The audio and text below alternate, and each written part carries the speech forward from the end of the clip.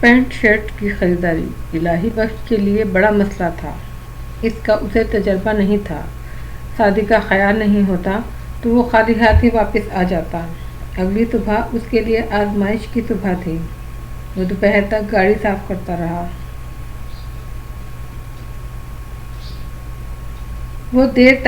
صاف کرتا رہا۔ شادی کے آنے سے 10 منٹ پہلے وہ اپنے کوارٹر میں گیا اور کپڑے بدل کر یوں باہر نکلا جیسے کہیں چوری کر کے آ رہا ہو۔ اس نے چوروہی کی طرح ادھر ادھر دیکھا۔ اتفاق سے کرمو چاچا بھی موجود نہیں تھا اور شادی آ چکی تھی۔ یہ پہلا موقع تھا کہ وہ پہلے آئی تھی۔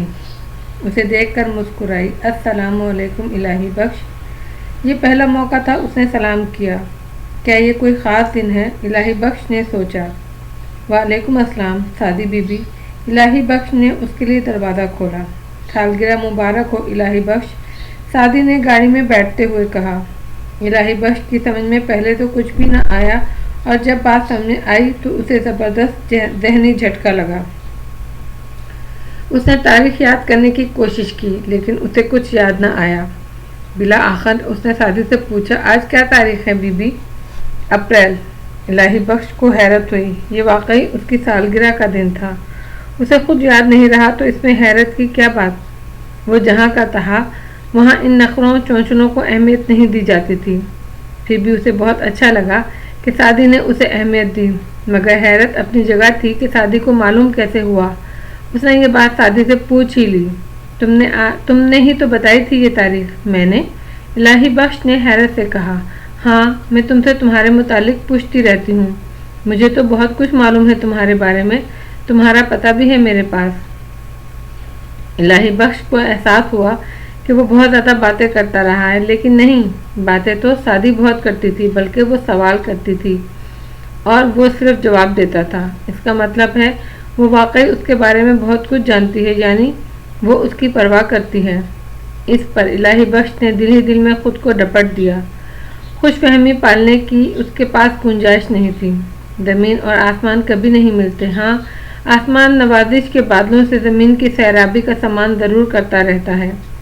اس روز دونوں چپ تھے، اپنی اپنی سوچوں میں گم، لیکن پھر بھی نہ جانے کیوں وہ خاموشی نہیں لگ رہی تھی۔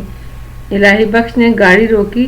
شادی نے اترنے سے پہلے اسے خوبصورت پھولدار کاغذ میں لپٹا ہوا ایک پیکٹ دیا۔ یہ تمہاری سالگرہ کا تحفہ ہے۔ شکریہ بی بی، لیکن اس کی ضرورت نہیں تھی۔ آپ نے میری سالگرہ یاد رکھی، ورنہ ہم لوگ تو خود بھی اپنی سالگرہ یاد نہیں رکھتے۔ تحفوں کی اپنی ایک اہمیت ہوتی ہے الہی بخش، شادی نے کہا۔ تحفوں سے محبت بڑھتی ہے۔ یہ کہہ کر وہ تو چلی گئی۔ الہی بخش اس کی بات پر غور کرتا رہا۔ ٹھیک کہتی ہو شادی بی بی، اسی لیے تو اللہ اپنے بندوں کو تحفوں سے نوازتا رہتا ہے، لیکن بندوں کی محبت تو نہیں بڑھتی پھر بھی، کم از کم میرے جیسے بد نصیب بندوں کی۔ پہلی بار باپ کی بات کا مفہوم اس کی سمجھ میں آیا تھا۔ دوپہر کو وہ شادی کو کالج سے واپس لایا تو بیگم صاحبہ لان کے باہر کھڑی کرمو سے کچھ بات کر رہی تھیں۔ انہوں نے الہی بخش کو جو اس حلیے میں دیکھا تو پہلے ان کی آنکھیں حیرت سے پھیل گئیں، پھر ان کی پیشانی پر شکنیں ابھر آئیں۔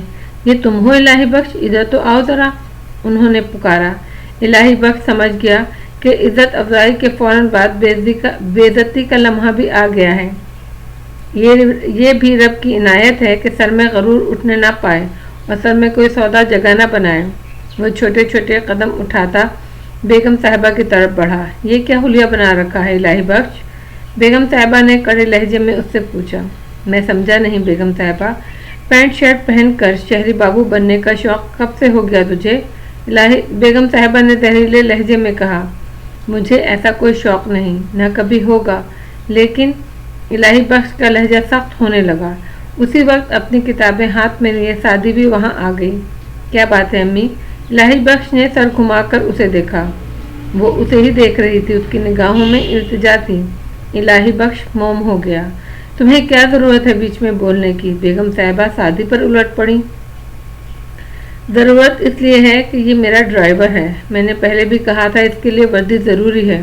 وردی ہو تو آدمی کو اوقات یاد رہتی ہے۔ اب تم دیکھو، یہ ڈرائیور لگتا ہے کہیں سے۔ مجھے اس سے کوئی غرض نہیں امی، وردی کو میں نے ہی منع کیا تھا۔ مجھے کوئی اعتراض نہیں، یہ جو لباس چاہے پہنے، بس مجھے تماشا نہیں بننا۔ شادی تم نہیں جانتی، کم اوقات آدمی جب اپنی اوقات بھولتا ہے تو سر پر چڑھ کر بیٹھ جاتا ہے۔ بیگم صاحبہ کے لہجے میں بے بسی اور جھنجھلاہٹ تھی۔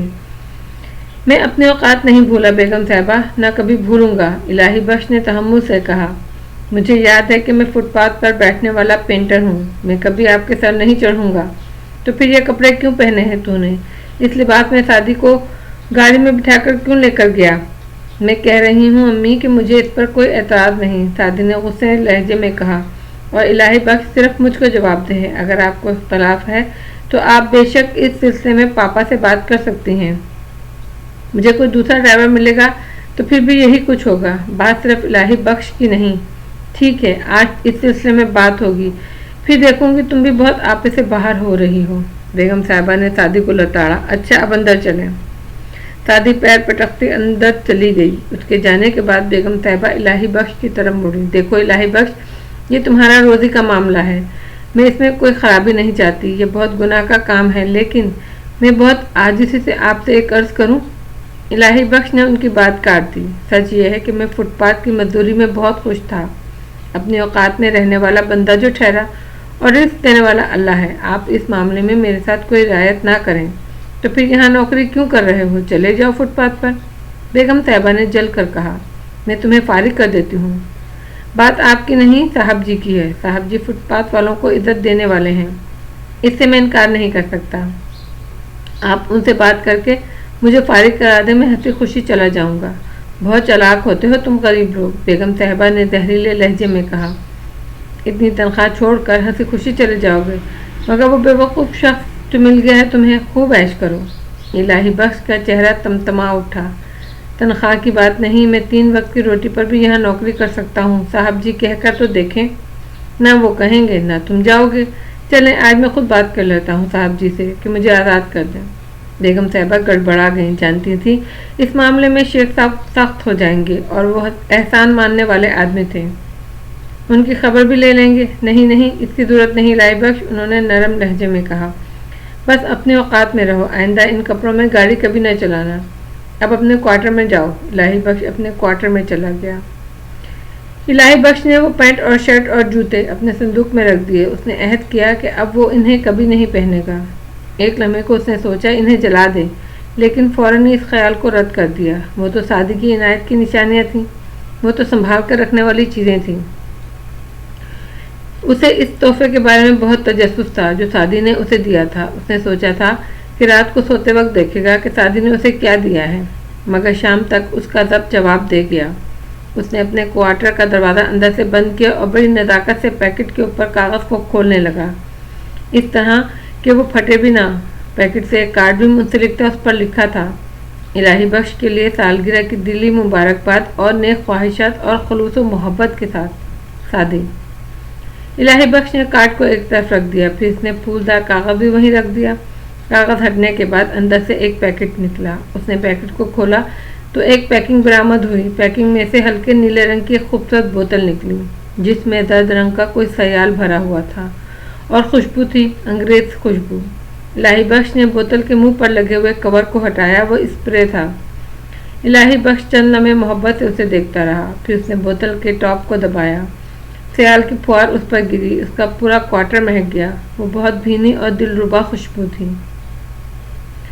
الہی بخش نے چوروں کی طرح ادھر ادھر دیکھا، اسے ڈر تھا کہ خوشبو کوارٹر سے باہر نکل جائے گی، لیکن وہ اسے روک بھی نہیں سکتا تھا، اور بولتی باتیں کرتی وہ خوشبو کسی کے کانوں میں پڑ گئی تو یہ کیسا خطرناک تحفہ دیا ہے سعدی نے۔ اسے محاورہ یاد آیا کہ عشق اور مشق چھپائے نہیں چھپتے، لیکن عشق کو تو اس نے بڑی کامیابی سے چھپا لیا تھا۔ کسی کو پتہ نہیں چل سکا تھا کہ اسے سعدی سے عشق ہے، مگر اب وہ پریشان تھا، اس خوشبو کو چھپانا اس کے لیے آسان نہیں تھا۔ اس نے بوتل کو کور لگا کر اس کی پیکنگ میں رکھا۔ اب وہ خوشبو کے تحلیل ہونے کا منتظر تھا۔ عشق اور عام خوشبو میں یہی فرق ہے، عام خوشبو ختم ہو جاتی ہے لیکن عشق کبھی ختم نہیں ہوتا، اسی لیے وہ بالآخر پکڑا جاتا ہے۔ مگر وہ خوشبو کچھ مختلف تھی۔ الہی بخش کو محسوس ہوا ہر گزرے لمحے کے ساتھ خوشبو تیز ہوتی جا رہی ہے۔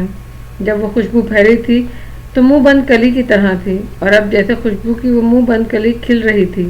جانے پھول بنے گی تو کیا حل ہوگا، الہی بخش نے سوچا۔ وہ خوشبو میں گھرا، خوشبو کے تحلیل ہونے کا منتظر تھا۔ جانے کتنی دیر ہو گئی، اسے احساس نہیں ہوا کہ شام ڈھل چکی ہے اور کوارٹر میں اندھیرا ہو گیا ہے۔ پھر دروازے پر ہونے والی ہلکی سی دستک نے اسے چونکا دیا۔ وہ اس چور کی طرح گھبرایا جسے رنگے ہاتھوں پکڑ لیا گیا ہو۔ وہ سوچ میں پڑ گیا کہ اس تحفے کو کہاں چھپائے۔ گھبراہٹ میں کچھ سمجھ میں نہیں آ رہا تھا۔ دروازے پر دستک دوبارہ ابھری۔ الہی بخش نے پھولدار کاغذ، کارڈ اور پیکنگ کو جلدی جلدی باکس میں رکھا۔ اتنی دیر میں دروازے پر تیسری دستک بھی ہو چکی تھی۔ باکس بند کر کے وہ اٹھا تو اسے احساس ہوا خوشبو کی آواز تو اور تیز ہو گئی ہے۔ وہ خوشبو کی شیشی کو تو چھپا سکتا تھا لیکن اس خوشبو کا گلا نہیں گھونٹ سکتا تھا جو پورے کوارٹر میں پھیلی ہوئی تھی۔ وہ دروازے پر گیا۔ چوتھی دستک نسبتاً بلند تھی۔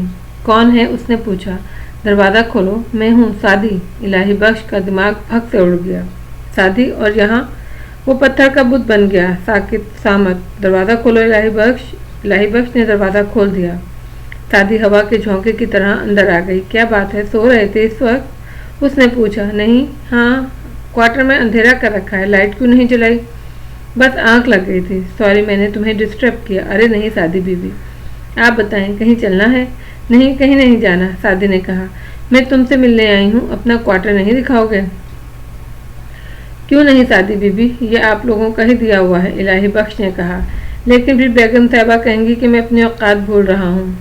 میں تم سے امی کی باتوں کی معذرت بھی کرنے آئی ہوں، سعدی نے کمرے کی طرف بڑھتے ہوئے کہا۔ الہی بخش نے آگے جا کر لائٹ آن کر دی۔ امی نے تمہاری بہت بےعزتی کی لیکن تم مائنڈ نہ کرو، امی ایسی ہی ہیں، وہ تو پاپا کو بھی نہیں بخشتی۔ وہ کہتے کہتے رک گئی۔ ارے یہ خوشبو! الہی بخش نے چوروں کی طرح نظریں جھکا لیں۔ کیسی لگی تمہیں؟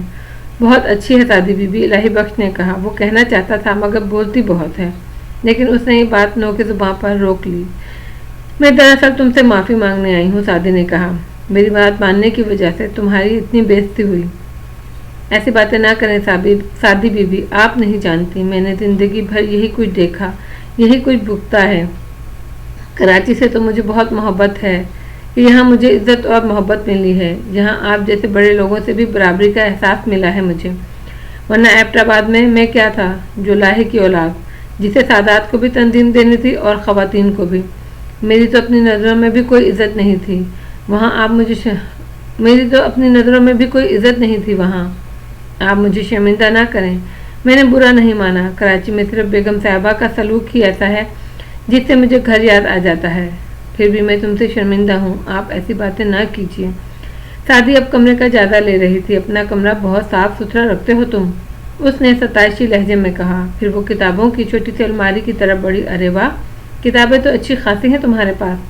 بس جی سعدی بی بی، یہی ایک شوق ہے میرا، اچھا شوق ہے، کتابوں سے دوستی ہو جائے تو آدمی تنہائی میں بھی اکیلا نہیں ہوتا۔ ٹھیک کہتی ہیں آپ۔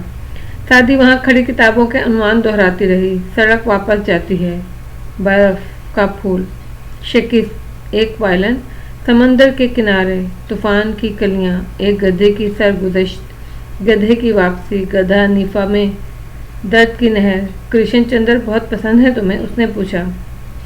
جی سعدی بی بی، سب لکھنے والوں سے زیادہ، اور یہ سب شعری مجموعے ہیں۔ سعدی بہت خوش نظر آ رہی تھی۔ سیف الدین سیف کا خیمہ کاکل، ناصر کاظمی کا برگ نئے اور دیوان، قتیل شفائی کا گجر، ساحل الدھیانوی کی پرچھائیاں اور گاتا جائے بنجارا، حبیب جالب، احمد ندیم قاسمی۔ واہ بھائی واہ، تمہارا ذوق تو بہت اچھا ہے۔ ذوق کا نہیں معلوم سعدی بی بی، بس شاعری مجھے بے خبر کر دیتی ہے، بے خود کر دیتی ہے، نسلی عاشق جو ٹھہرے۔ سعدی نے اس کی بات دہرا دی، پھر بولی، شاعروں میں کون زیادہ پسند ہے تمہیں؟ پہلے طاہر بہت اچھے لگتے تھے، اب لگتا ہے ناصر کاظمی نے صرف میرے لیے شاعری کی ہے۔ نیچے ابن صفی کی کتابیں رکھی تھیں۔ سعدی نے حیرت سے اسے دیکھا۔ کہاں کرشن چندر شاعری اور کہاں ابن صفی؟ کبھی دل اداس ہو، دل بوجھل ہو تو ابن صفی کو پڑھ لیتا ہوں، ہر ملال دھل جاتا ہے۔ سعدی اسے یوں دیکھ رہی تھی جیسے پہلی بار دیکھ رہی ہو۔ کیا یہ وہی شخص ہے جو لاہا الہی بخش، فٹ پاتھ پر بیٹھنے والا پینٹر اور اس کا ڈرائیور؟ اس وقت الہی بخش کا چہرہ اسے بہت روشن لگ رہا تھا۔ وہ سوچ رہی تھی ایسے تو پڑھے لکھے خاندانی دولت مند لوگ بھی نہیں ہوتے۔ الہی بخش نے اس کی نظروں کی تپش سے گھبرا کر نظریں جھکا لیں۔ سعدی کی توجہ ایک کتاب نے کھینچ لی، پہلی بارش۔ ناصر کاظمی۔ اس نے کتاب باہر نکالی، کتاب کو دیکھنے کے بعد بولی، کیسی خوبصورت کتاب ہے۔ جی ہاں، صرف خوبصورت چھپی نہیں ہے، شاعری بھی خوبصورت ہے۔ اب تک مجھے سب سے اچھی یہی کتاب لگی ہے۔ تم نے پڑھی ہے؟ جی ہاں، پڑھی تو ہے، لیکن ابھی تک پہلی غزل کا پہلا شعر تک نہیں سمجھ سکا ہوں۔ لگتا ہے اسے سمجھنے کے لیے پوری زندگی لگے گی۔ سعدی کے دل میں اشتیاق پیدا ہوا، اس نے پہلی غزل نکالی اور بآواز بلند مطلع پڑھا۔ میں نے جب لکھنا سیکھا تھا، پہلے تیرا نام لکھا تھا۔ واہ، بہت اچھا شعر ہے، لیکن اے الہی بخش، مشکل تو نہیں کہ اسے سمجھ نہ سکو؟ لفظوں کا معاملہ تو آسان ہے، میں اس کی شاعری کی روح کو سمجھنا چاہتا ہوں۔ مجھے تو یہ شعر بہت سادہ اور آسان لگا ہے، تو مجھے بھی سمجھا دیجیے۔ سعدی سوچ میں پڑ گئی، پھر بولی، اب سمجھ میں آتا ہے، سمجھنے سے زیادہ کسی کو سمجھانا مشکل ہے۔ ویسے میرا خیال ہے شاعر کا اشارہ اپنے محبوب کی طرف ہے۔ یہ تو میں بھی سمجھتا ہوں، لیکن میری تسلی نہیں ہوتی۔ یہ کون سے محبوب کی بات کر رہا ہے؟ یہ سمجھ میں نہیں آتا۔ ویسے سعدی بی بی، یہ پہلی بارش مسلسل غزل ہے، یوں کہیے غزل کا جسم ہے اور روح نظم کی ہے، لہذا الگ سے ایک شعر کو سمجھنے کے بجائے ملا کر سمجھنے کی کوشش کرنی چاہیے۔ دیکھیں، میں نے جب لکھنا سیکھا تھا، پہلے تیرا نام لکھا تھا۔ میں وہ صبر سمیم ہوں جس نے بار امانت سر پہ لیا تھا۔ میں وہ اسم عظیم ہوں جس کو جن و ملک نے سجدہ کیا تھا۔ تو نے کیوں میرا ہاتھ نہ پکڑا، میں جب رستے سے بھٹکا تھا۔ پہلی بارش بھیجنے والے، میں تیرے درشن کا پیاسا تھا۔ سعدی بڑی توجہ سے سن رہی تھی۔ الہی بخش کی آواز میں، اس کے لہجے میں نہ جانے کیا تھا کہ سادہ سے وہ اشعار دل میں اترے جا رہے تھے۔ ذہن میں ایسے سوال، ایسے اصرار اٹھ رہے تھے جنہیں وہ سمجھ نہیں پا رہی تھی۔ اچانک اسے احساس ہوا اس کے سامنے ایک بالکل مختلف الہی بخش کھڑا ہے۔ اب وہ وجی اور خوبرو دیہاتی نہیں، ایک خوبصورت معصوم روح کا مالک، ایک عالم بھی تھا جس کا سینہ علم عشق سے معمور تھا۔ اس میں عظیم تو سمجھ میں آتا ہے سعدی بی بی، الہی بخش کھوئے کھوئے لہجے میں کہہ رہا تھا، لیکن یہ صبر سمیم کیسا ہے اور بار امانت کیا ہے؟ سعدی کو محسوس ہوا کہ ان سوالوں کے جواب اسے بھی کھوجنے ہیں۔ الہی بخش، یہ کتاب مجھے دو، میں اس کا مطالعہ کرنا چاہتی ہوں۔ کیوں نہیں، لے جائیے، الہی بخش نے بدستور کھوئے کھوئے لہجے میں کہا۔ 2-3 دن میں واپس دے دوں گی۔ الہی بخش پوری طرح چونکا۔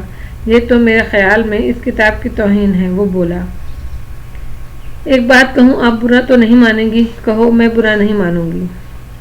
یہ کتاب اس وقت نہ لے کر جائیے، میں کل آپ کو یہ کتاب دے دوں گا۔ ٹھیک ہے، اس میں برا ماننے کی تو کوئی بات نہیں، سعدی نے کہا۔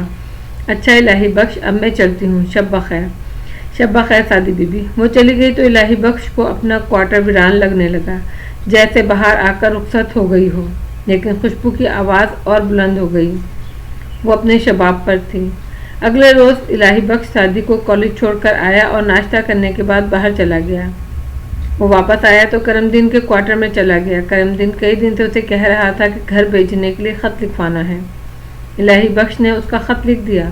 دوپہر کو وہ سعدی کو کالج سے لینے کے لیے گیا تو بہت خوش اور مطمئن تھا۔ سعدی آئی، اس نے دروازہ کھولا، سعدی بیٹھ گئی۔ الہی بخش نے ڈرائیونگ سیٹ پر بیٹھنے کے بعد ڈیش بورڈ پر رکھا ہوا لفافہ اٹھایا اور پلٹ کر سعدی کی طرف بڑھا دیا۔ یہ لیجیے سعدی بی بی۔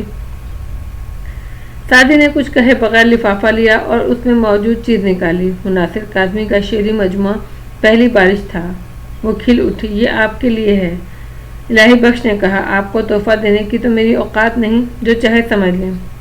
واہ، میں تو اسے تحفہ ہی سمجھوں گی، سعدی نے کہا، اور یہ امی والی بات نہ کیا کرو مجھ سے۔ حقیقت تو حقیقت ہی ہے سعدی بی بی، اور میں اسے بدلنا بھی نہیں چاہتا۔ میں تمہارا شکریہ ادا نہیں کروں گی، لیکن کاش تمہیں بتا سکتی اس تحفے سے مجھے کتنی خوشی ہوئی ہے۔ الہی بخش بھی خوشی سے سرشار ہو گیا۔ اس کا تحفہ حسن کی بارگاہ میں قبول ہو گیا تھا۔ خوشبو کے سفر میں دن گزرتے رہے۔ سعدی میں ایک نمایاں تبدیلی نظر آئی۔ اس کی شوخی ختم ہوتی جا رہی تھی، اس کے مزاج میں سنجیدگی آ گئی تھی، وہ اپنی عمر سے بڑی لگنے لگی تھی۔ الہی بخش جانتا تھا ماں اور باپ کے جھگڑوں کا وہ بہت اثر لیتی ہے۔ اب ڈرائیو کے دوران وہ گفتگو بھی کم ہی کرتی تھی، البتہ اس کا رویہ اب بھی پہلے جیسا ہی تھا، لہجے میں وہی مٹھاس، انداز میں وہی اپنائیت۔ ایک دن وہ بولی، مرد کتنے خوش قسمت ہوتے ہیں اور عورتیں کتنی پابند۔ الہی بخش سمجھ میں نہیں آیا کہ وہ کیا کہنا چاہتی ہے۔ یہ خیال کیوں آیا آپ کو؟ اپنے گھر میں، اپنے علاقے میں تمہیں عزت اور سکھ نہیں ملا تو تم کتنی آسانی سے گھر چھوڑ آئے۔ تمہاری جگہ کوئی لڑکی ہوتی تو وہ ایسا نہیں کر سکتی تھی۔ آپ ٹھیک کہتی ہیں، لیکن پھر بھی یہاں عورتوں کو ہمارے ہاں کے مقابلے میں بہت زیادہ آزادی ہے۔ سعدی کسی سوچ میں پڑ گئی، پھر اس نے کہا، الہی بخش تم پر میرا زور تو نہیں، لیکن میں چاہتی ہوں تم میری ایک بات مان لو۔ کیسی بات سعدی بی بی؟ کہیے۔ میں چاہتی ہوں کہ تم یہ ڈرائیوری چھوڑو، کوئی نوکری کرو، پرائیویٹ امتحان دو اور کم از کم BA کرو۔ الہی بخش نے نظریں اٹھا کر عقب نما میں دیکھا تو سعدی نظریں چرانے لگیں اور اس نے پوچھا، اور تم اپنا رہن سہن، اپنا طرز زندگی بدلو اور یہیں کے ہو رہو، کوشش کر کے اپنا گھر بناؤ، چاہے ابتدا میں وہ جھونپڑی ہو، پھر اپنا گھر بساؤ۔ الہی بخش حیرت سے اسے دیکھتا رہا۔ میں تمہیں کسی بلند مقام پر دیکھنا چاہتی ہوں الہی بخش، اس لیے کہ تم چھوٹے آدمی نہیں ہو۔ میں چاہتی ہوں تم کسی شہری لڑکی سے شادی کرو، کچھ بن کر دکھاؤ، ایسا کرو جنہوں نے تمہیں حقیر سمجھا ہے تمہاری عزت کرنے پر مجبور ہو جائیں۔ آپ کی بات کا جواب طویل ہوگا، میں ڈرائیو کرتے ہوئے کیسے جواب دے سکتا ہوں؟ الہی بخش نے بے بسی سے کہا۔ وہ اس وقت کالج سے گھر جا رہے تھے۔ ٹھیک ہے، تم گاڑی دائیں جانب موڑ لو، سعدی نے کہا۔ پھر وہ اسے ہدایات دیتی رہی۔ بالآخر اس نے ایک ریسٹورینٹ کے سامنے گاڑی رکوا دی۔ چلو گاڑی لاک کرو، ہم یہاں سکون سے بات کر سکیں گے۔ لیکن سعدی بی بی دیر ہو جائے گی، بیگم صاحبہ پریشان ہوں گی، الہی بخش نے احتجاج کیا۔ ان کے پاس اتنی فرصت نہیں، سعدی نے تلخی سے کہا، آؤ میرے ساتھ۔ ہچکچاتا ہوا الہی بخش اس کے ساتھ ریسٹورینٹ میں چلا گیا۔ اندر نیم تاریکی کا ماحول تھا، خنک ماحول میں بہت دھیمی لائٹس روشن تھی۔ سعدی ایک فیملی کیبن کی طرف بڑھ گئی۔ اس کے بیٹھتے ہی ایک باوردی ویٹر مینو لیے ہوئے آ گیا۔ اس نے ایک مینیو کارڈ دونوں کی طرف بڑھایا۔ الہی بخش کی سمجھ میں نہیں آیا کہ مینیو کارڈ کا کیا کرے۔ سعدی کی دیکھا دیکھی اس نے بھی اسے کھول لیا۔ وہ چھوٹی سی کتاب تھی، اس میں کھانوں اور مشروبات وغیرہ کی تفصیل درج تھی۔ پہلے پانی لے آؤ، سعدی نے ویٹر سے کہا۔ الہی بخش مرعوب ہو گیا تھا۔ ویٹر کی وردی ہی اس احساس کمتری میں مبتلا کرنے کے لیے کافی تھی۔ کیا کھاؤ گے الہی بخش؟ سعدی نے پوچھا۔ سعدی بی بی میں پلیز یہاں مجھے سعدی بی بی نہ کہو، سعدی نے اس کی بات کاٹ دی۔ صرف سعدی کہو، ورنہ بیٹا مجھے نہ جانے کیا سمجھے گا۔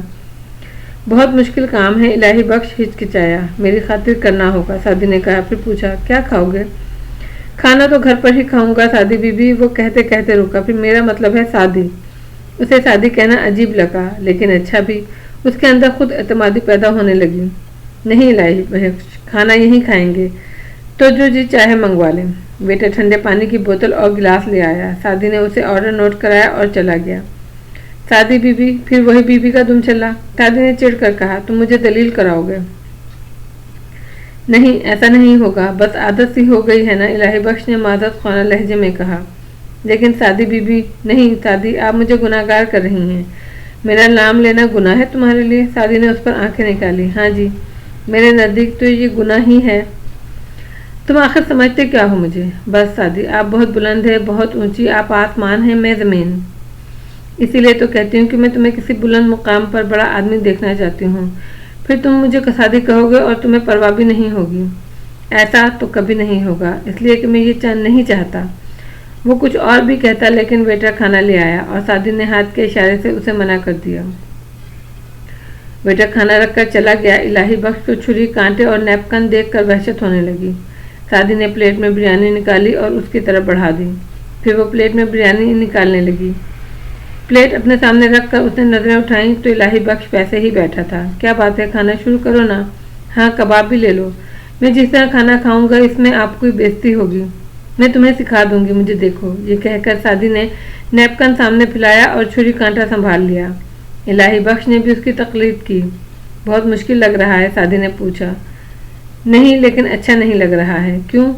الہی بخش کچھ دیر سوچتا رہا، پھر بولا، کھانا کھانا ہمیشہ میرے لیے بہت خوشی کی بات ہوتی ہے۔ کھانا کھاتے ہوئے میرا رواں رواں خدا کا شکر ادا کرتا ہے، لیکن آج میں دونوں سے محروم ہو گیا ہوں، خوشی سے بھی اور شکر سے بھی۔ اس لیے کہ تمہارے لیے اس طرح کھانا کھانے کا پہلا موقع ہے اور یہ احساس تمہیں ستا رہا ہے۔ اس کی عادت ہو جائے گی تو کھانا کھاتے ہوئے خوش بھی ہوگے اور خدا کا شکر بھی ادا کرو گے۔ نہیں سعدی بی بی، میں اس طرح کھانا کھانے کا عادی بھی ہو گیا تو مجھے یہ احساس رہے گا میں دوسروں کو دکھانے خوش کرنے کے لیے اس طرح کھانا کھا رہا ہوں، ایسے میں خوش ہونے کا سوال ہی پیدا نہیں ہوتا اور شکر کا خیال بھی دل میں نہیں آ سکتا۔ میں آپ کی بات نہیں کرتا لیکن بڑی حد تک یہ بات سچ ہے۔ سعدی بھی سوچ میں پڑ گئی، پھر بولی، میں تمہیں خوش دیکھنا چاہتی ہوں، تم جس طرح چاہو کھانا کھاؤ، اس میں مجھے بے عزتی محسوس نہیں ہوگی۔ الہی بخش نے چھری کانٹا پلیٹ میں رکھا اور ہاتھ سے کھانا کھانے لگا۔ سعدی نے نظریں اٹھا کر دیکھا تو اس کے چہرے پہ طمانینت نظر آئی۔ باہر واش روم ہے، جا کر ہاتھ دھو آؤ، کھانے کے بعد سعدی نے کہا۔ الہی بخش ہاتھ دھو کر واپس آیا تو ویٹر آ چکا تھا اور برتن سمیٹ رہا تھا۔ اب کافی لے آؤ پلیز، سعدی نے اس سے کہا۔ الہی بخش اپنی جگہ بیٹھ گیا تو سعدی نے اس سے کہا، اب ہم باتیں کریں گے، میں تمہارے جواب کی منتظر ہوں۔ سعدی، آپ مجھے بلند دیکھنا چاہتی ہیں، میرے متعلق اپنائیت سے سوچتی ہیں، مجھے اس پر فخر ہے۔ الہی بخش نے گہری سانس لے کر کہا، آپ چاہتی ہیں جو مجھے حقیر سمجھتے ہیں وہ بھی میری عزت کریں، جبکہ میرا ایمان ہے کہ عزت دینے والا اللہ ہے اور میں جانتا ہوں اس نے مجھے بڑی عزت دی ہے میری اوقات سے بڑھ کر۔ جہاں تک بلند مقام کا تعلق ہے تو آپ دنیاوی مقام کی اور اس سے مختلف زندگی کی بات کرتی ہیں۔ میرے نزدیک اہمیت اس طویل زندگی میں بلند مقام حاصل کرنے کی ہے جو کبھی ختم نہیں ہوگی۔ مجھے افسوس اس بات کا ہے کہ میں اس میں بھی کوئی بلند مقام حاصل نہیں کر سکوں گا۔ مجھ میں ایسا کوئی وصف نہیں، کوئی خوبی نہیں، میرا عمل بھی ایسا نہیں، طرز زندگی بھی ایسا نہیں، اور اس دنیا کی زندگی میں جو کچھ بھی ہوں اس حیثیت میں بہت خوش اور مطمئن۔ یہی سب سے بڑی بات ہے۔ آپ چاہتی ہیں میں اپنا لباس، رہن سہن بدلوں اور یہیں رہ جاؤں تو سعدی، میں اپنی اصل سے ناطہ توڑنے والا نہیں، میں اپنے گھر سے، اپنی زمین سے روٹھ کر آیا ہوں، مگر مجھے وہیں جانا ہے۔ وہاں رہنے کے لیے میرا رنگ سازی کا اور ڈرائیونگ کا ہنر کافی ہے، وہاں کلرک کا کوئی مستقبل نہیں۔ میں تو مٹی سے اٹھنے والا آدمی ہوں جسے آسمان کی چاہت تو ہو سکتی ہے لیکن اس تک پہنچنے کی خواہش نہیں ہو سکتی۔ میں جہاں ہوں وہیں ٹھیک ہوں سعدی۔ سعدی اس کی باتیں بڑی افسردگی سے سن رہی تھی۔ پھر بھی آدمی کو آگے بڑھنے اور کچھ کرنے کی لگن تو ہونی ہی چاہیے۔ یہ لگن مجھ میں ہے سعدی، لیکن میری منزل یہ دنیا نہیں وہ دنیا ہے اور مجھے یہ نہیں معلوم کہ اس سلسلے میں مجھے کیا کرنا چاہیے، اور یہی میرا دکھ ہے۔ لیکن جتنا عرصہ اللہ نے مقرر کر دیا ہے وہ اس دنیا میں گزارنا ہے، اس دنیا کا تعلق بھی اس دنیا سے ہے۔ یہی تو میں بھی کہتا ہوں، الہی بخش نے زور دے کر کہا۔ اس دنیا میں یہاں کی دولت، مرتبہ اور مقام تو کام نہیں آئے گا، فکر تو ہمیں کچھ اور کرنی چاہیے۔ سعدی لاجواب ہو گئی۔ ویٹر کافی لے آیا۔ سعدی نے کافی بنائی اور ایک پیالی الہی بخش کی طرف بڑھا دی۔ سعدی، مجھ سے ناراض ہو؟ میں نہیں چاہتا آپ مجھ سے کبھی ناراض ہوں۔ میں تم سے کبھی ناراض نہیں ہوں گی الہی بخش، مجھے افسوس ہے تم نے میری خواہش رد کر دی، لیکن مجھے خوشی ہے کہ زندگی کے بارے میں تمہارا ایک پختہ نظریہ ہے، تم اس سلسلے میں بہت پر اعتماد ہو، ایسا لگتے تو نہیں ہو تم، یقین کرو میری نظر میں تم اور بڑے ہو گئے ہو۔ دیکھیں سعدی، میں ایک اور آسان طریقے سے آپ کو سمجھاتا ہوں، آپ مجھ سے کہیں کہ میں اپنا نام بدل لوں تو کیا یہ ممکن ہے؟ یہ تو ماں باپ کی دی ہوئی چیز ہے، میری شناخت ہے۔ میں کسی شہری لڑکی سے شادی کروں تو وہ مجھے اسی نام سے پکارتے ہوئے شرمندہ نہیں ہوگی، لیکن مجھے اپنے نام سے شرمندگی نہیں ہوتی۔ میں کسی کی خاطر اپنی اصلیت تو نہیں بدل سکتا۔ ٹھیک کہتے ہو۔ اب میں آپ سے کہتا ہوں سعدی کہ آپ خود کو دیہاتی بنائیں، کسی گاؤں میں جا کر رہیں، وہاں کی عورتوں کی طرح جو کام وہاں عورتیں کرتی ہیں آپ بھی کریں، اپنا لباس، اپنا رہن سہن، اپنا طرز زندگی وہاں کا کر لیں، تو کیا یہ ممکن ہے؟ تم یقین نہیں کرو گے میں ایسا کر سکتی ہوں، سعدی نے پرزور لہجے میں کہا، لیکن میں بااختیار نہیں، مجھے ایسا کرنے نہیں دیا جائے گا۔ اور آدمی نیچے سے اوپر جانے کی کوشش تو کر سکتا ہے، اوپر سے نیچے کون آئے گا؟ یہ اوپر اور نیچے کا تصور بھی اپنا اپنا ہے، اور اوپر سے نیچے آنا آسان ہوتا ہے۔ اصل بات یہ ہے سعدی کہ جو جہاں ہے وہیں کے لیے ہے اور وہیں ٹھیک ہے۔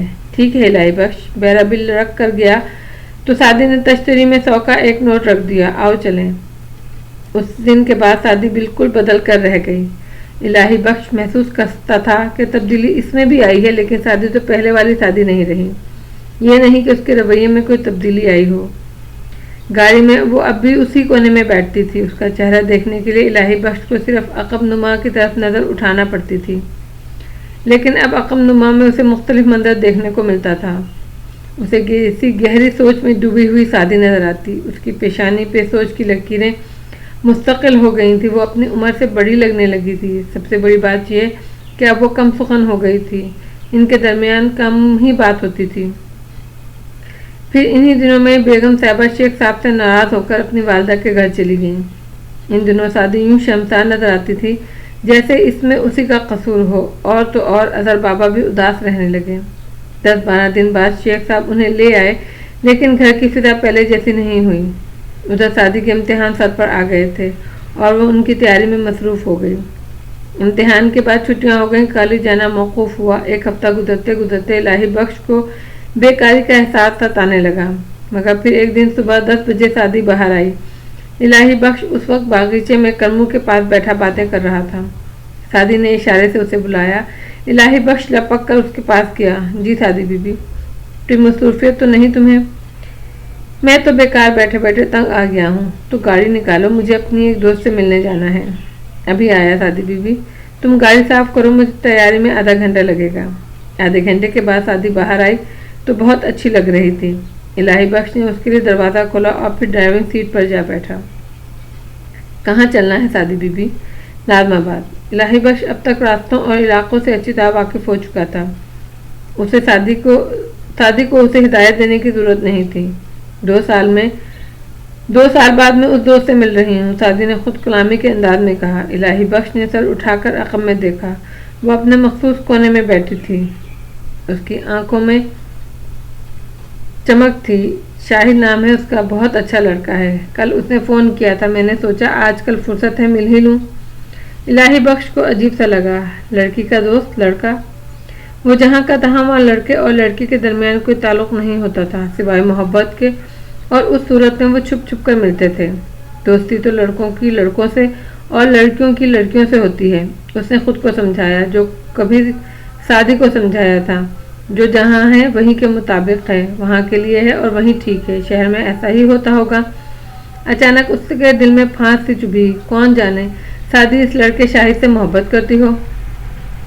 यहाँ नाम दोस्ती का ज़रूर होता होगा, लेकिन लड़के और लड़की में तो एक दूसरे के लिए ख़ास कशिश होती है। कहा कुछ भी जाए, ऐसा है भी तो तुझे क्या? उसने खुद को डपट दिया। तू अपना काम किए जा, सादी से बेतलब मोहब्बत करता रह, उसे खुश करने की कोशिश कर। यहाँ से दाहिनी जानिब ले लो। इलाही बख्श, सादी ने कहा। वो नाज़माबाद पहुँच चुके थे। अब सादी हिदायत दे रही थी। ज़रा देर बाद उसने एक बंगले के सामने गाड़ी रुकवा दी। अब तुम वापस चले जाओ, सादी ने उतरते हुए कहा। 4 बजे मुझे लेने के लिए आ जाना। ये बैल दे देना। उसने बटन की तरफ इशारा किया। बहुत बेहतर सादी बीबी। सादी ने बटन पर उंगली रख दी।